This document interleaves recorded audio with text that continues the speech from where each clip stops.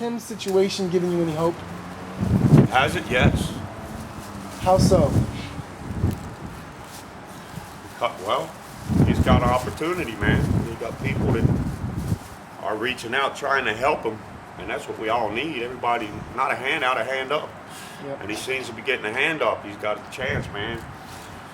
And even the times when I, like in recovery and in AA and stuff like that, that's what helped me most was seeing it, seeing people, seeing other people get up. I see somebody else get up. I got hope that maybe I can get up too. It's possible now. Yeah. But when you just wake up and your friend next to you is dead, and he ain't been up, he's been on the street 20-some years, and like, you see that all the time, shoot, man. But when you see somebody actually got a shot, man, and can get up, and now Tim got all the responsibility, because he better not screw this up. I gotta stay alive now, because he told me my friends want me to live. We better do this rehab thing right. No, it does though. It gives me a lot of inspiration and hope, man. There are some wonderful people out here, and the only way I can keep going every day. What's that church? Tell us the church's name.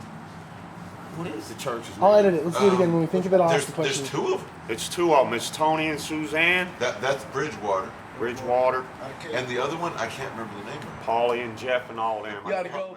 So Tim, we've gotten a lot of controversy about this experiment in fundraising and exposing the realities of the homeless. And a lot of people are coming down on me and my dad because they feel we're exploiting you. And what did they say to you? Well, I was talking to a friend the other day. Yeah. Well, today actually, not the other day. Today, I was talking to a friend today. He was worried about me. It was a friend from a local church group, and he was asking, is this taking away your dignity? It's taking away your dignity. Right. And I told him, well, I go out there on the street every day.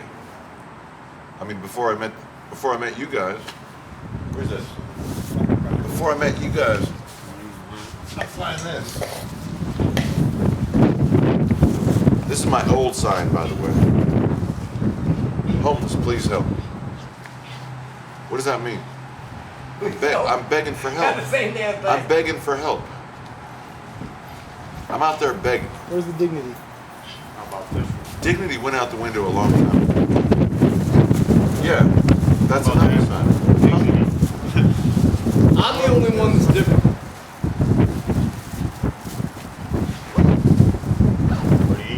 I'm asking for work and begging at the same time. Point is, Actually. we're out there begging. Here you go, Bill Engvall. Here's your sign. Here we go. Willing to work. I'm asking for the help An avenue. that will actually help us get off the street. A new life. I mean, yeah, I'm still begging, but I was begging before. So, dignity, pride. It's overrated. That's all gone. That's all gone. I was like, this is just crazy enough to work. This is just crazy enough to work. And if it doesn't, what do I got to lose? I'm drinking myself to death under a bridge. I'm watching my friends die left and right. So what do I got to lose? So to everybody who thinks that I'm being exploited, I ask you to think again.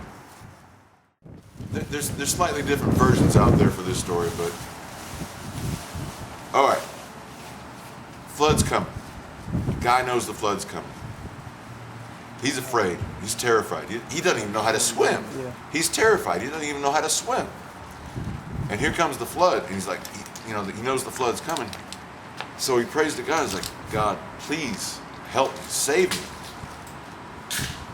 And God says, don't worry, son. I will save you. So he's like, all right, good to go. Well, here comes the National Guard truck. And they're like, well, we're evacuating the whole neighborhood. Anybody that needs to get out of here, hop on here. We're going to get you out of here. We're going to drive you to safety. The guy says, man, don't worry about it. Don't worry about it. God told me he's going to save me. I was like, okay. Well, we got all these other people to save. You don't want to go with us, so, they drove off. The flood starts rising. Gets up to the entire first floor of his house is covered with water. One of his neighbors comes by in a boat. He's like, hey, we got to get out of here. This flood is getting really bad. Get on the boat. I got plenty of room. Get on the boat and we'll go on off to safety. I was like, man, don't worry about it. God promised me that he is going to save me. I trust in God. So the guy's like, I don't know. Okay, so he goes off in his boat. Finally, the floodwaters rise just to the top of just the peak of his roof. And he's sitting up there on the peak of his roof, and here comes a helicopter, search and rescue helicopter. Yeah. They drop down the rope ladder. They're yelling out on their speaker or whatever. Get on the ladder, grab a hold of it, and we're going to take you to safety. We're going to make sure you're okay. Get on it.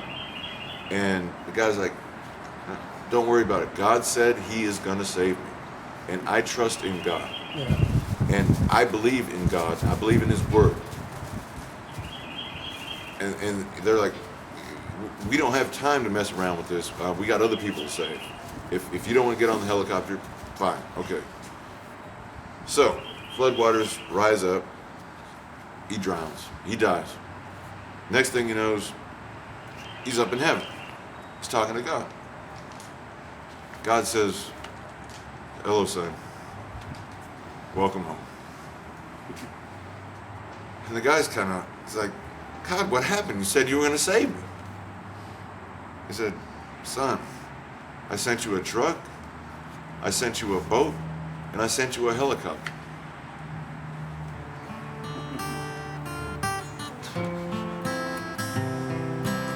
So there it is. So how does that work? I think I missed the truck, and I think I missed the boat, but I think this might be my helicopter.